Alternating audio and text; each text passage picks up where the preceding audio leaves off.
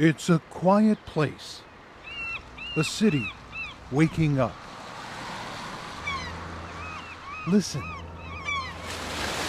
to the quiet of the early morning hour. Surrendering to the noise.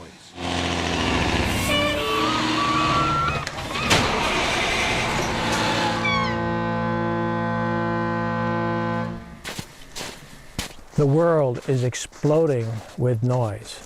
Not here. There's just enough wind that'll knock out the noise pollution of Point Angeles. Hurricane Ridge in the Olympic National Park. Now this is a place I would really like to listen to. Up here. I can never spend enough time. If you listen carefully. Nature is very unexpected. Nature is music. Nature is rhythm. You'll hear nature speaking to you. And when's the last time you listened to snow melting and discovered it truly is music you can dance to?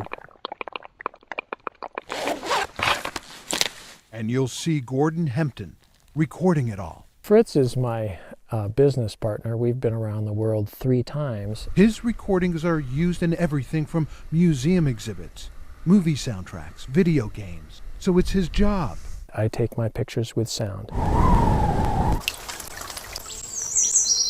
To listen to the world. So what we have here, we have 2 ears, right? Just like we have 2 ears.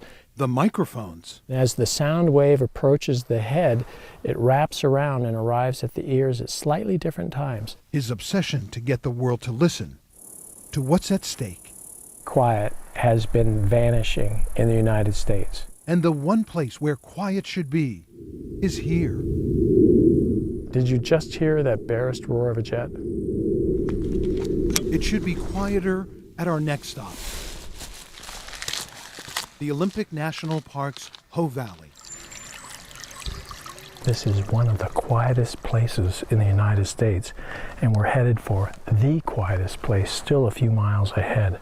That sacred spot, 3.2 miles into the rainforest, is marked by a little rock Gordon Hempton placed on a moss-covered log 6 years ago on Earth Day.